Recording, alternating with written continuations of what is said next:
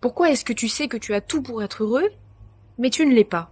Pendant longtemps, quand on me demandait si j'étais heureuse, je répondais que oui, mais j'étais pas totalement convaincue par ma propre réponse. Genre, tu l'es, mais t'es pas transcendé non plus. C'est une vie, quoi. Y a mieux, mais y a pire aussi. Je savais que je loupais quelque chose, mais j'étais incapable de savoir quoi. Quand en reconnectant sur le ici et maintenant, tu te rends compte que tu es bien et que tu n'as besoin de rien. Tout le reste a été créé et inventé par ton ego. Tout cela fait que tu es dans une espèce de course-poursuite du bonheur qui ne s'arrête jamais. Salut à toi, j'espère que tu vas bien. Je suis très contente de te retrouver aujourd'hui pour une nouvelle vidéo. En ce mois de début de décembre, j'ai la joie et le privilège de te tourner une vidéo dehors. C'est pas exceptionnel sans déconner? Je pourrais presque rester en t-shirt. On va pas tenter le diable, hein, faut pas abuser non plus. J'ai une température d'environ 20 degrés au soleil. En fait, j'en sais strictement rien. Mais il fait trop bon, donc j'en profite. Prendre un peu le soleil, ça ne fait jamais de mal, et je dirais même que ça fait plutôt beaucoup de bien. Enfin bon, bref, on s'égare. C'est parti! J'espère qu'il y aura pas trop de voitures, parce que sinon ça va être vite très énervant. Pour la vidéo du jour, nous allons aborder un sujet très philosophique. Le bonheur. Je vais essayer de répondre à la grande question. Pourquoi est-ce que tu sais que tu as tout pour être heureux, mais tu ne l'es pas? La quête du bonheur. Être heureux dans sa vie. Un sujet fondamental. Si tu viens de faire un infarctus et que tu tombes sur notre vidéo, peut-être que tu es dans une phase où tu ne te sens pas au top. Ce qui est tout à fait normal parce que tu viens de vivre quelque chose d'assez traumatisant, que tu dois remettre beaucoup de choses en question et que du coup le concept de bonheur te semble un petit peu loin. Tu te demandes peut-être même si un jour tu arriveras à être heureux ou heureux tout court avec ce qui vient de t'arriver. Peut-être aussi que tu n'as pas du tout fait d'infarctus mais que tu n'es pas au top du top de ta vie. Ça, c'est tout à fait possible aussi. Alors si tu te reconnais là-dedans, j'ai envie de dire que tu es arrivé au bon endroit.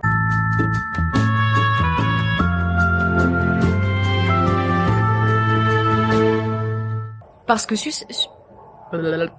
que sur cette chaîne, avec Vincent, nous essayons de te donner les petits trucs qui peuvent t'aider à être plus heureux dans ta vie. Quel que soit ton cas ou ta situation, reste bien jusqu'au bout de la vidéo car tu vas peut-être prendre conscience d'une chose fondamentale qui pourrait éventuellement changer ta vie. Juste une chose, il paraît que mes vidéos sont un petit peu longues. Ah ouais? Vraiment?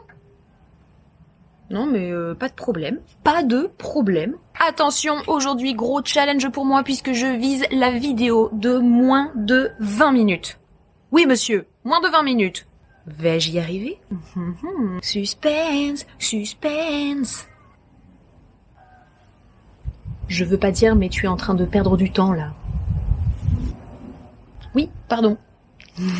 Pourquoi tu n'es pas heureux alors que tu as tout pour l'être? Bah du coup je vais te donner la réponse tout de suite. Non ça vient, elle arrive. Arrête d'espérer.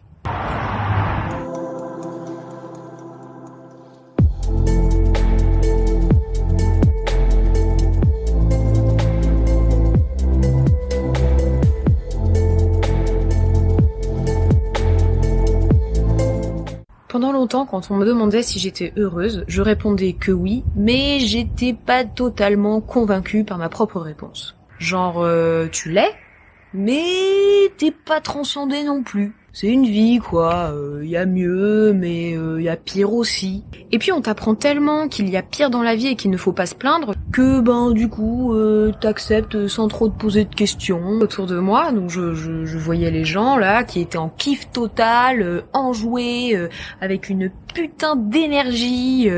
Ils la croquaient, la vie, justement. Ils étaient bien. Tu sentais le bonheur dans leur attitude. Et c'est quelque chose que je retrouvais pas chez moi. Je savais que je loupais quelque chose, mais j'étais incapable de savoir quoi. Alors j'ai commencé à regarder sur moi et à remettre énormément de choses en cause. J'avais un sentiment de vide au fond de moi, un sentiment d'insatisfaction et de frustration. Je me disais mais pourquoi moi j'y ai pas droit? Qu'est-ce qui va pas chez moi? Peut-être que c'est pour des gens spéciaux et que, moi, je suis pas spéciale. Et que du coup, je suis pas concernée. J'étais dans une impasse. Je me suis posé la question, qu'est-ce qui te rendrait heureuse, là, maintenant, tout de suite? J'ai cherché la réponse à mes questions.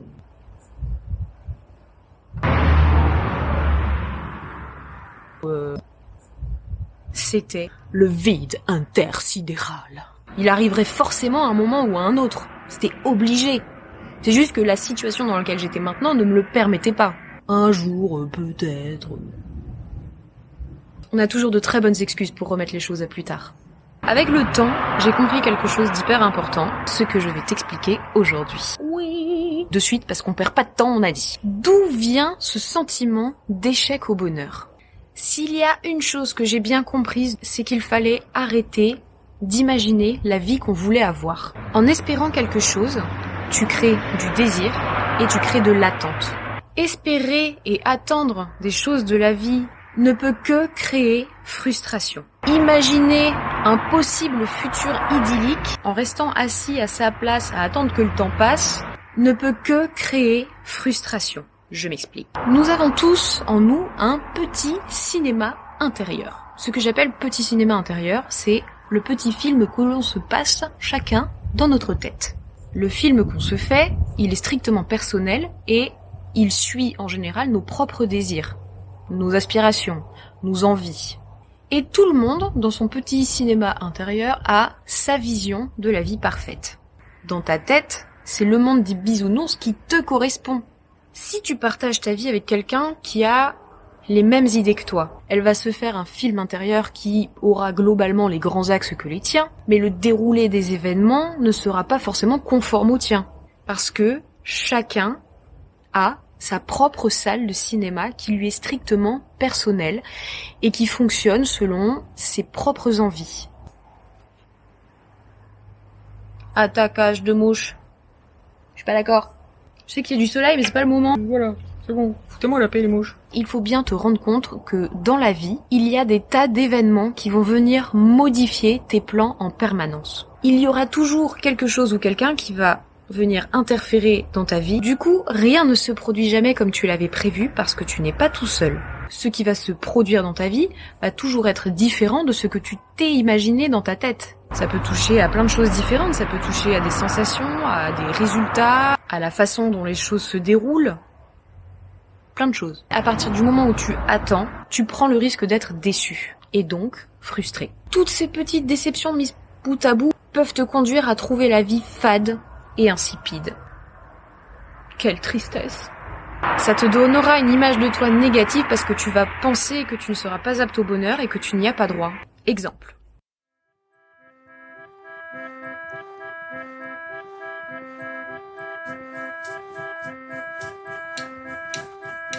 It's a 24/7 song and a night that's very long, but it's not that big a deal. It's only how I feel. Am I coming on too strong? I'm just trying to pull my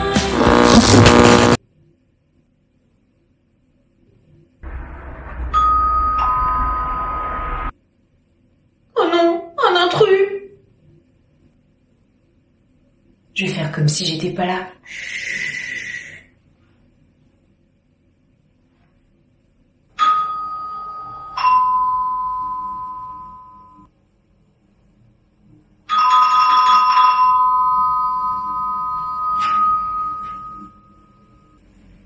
Y a quelqu'un?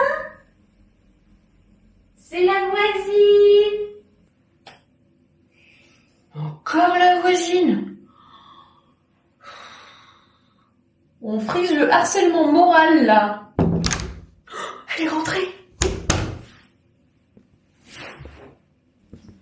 Je passais dans le coin là, j'ai vu votre voiture. Alors je me suis dit que je passerais vous faire un petit coucou. Coucou. Il y a quelqu'un?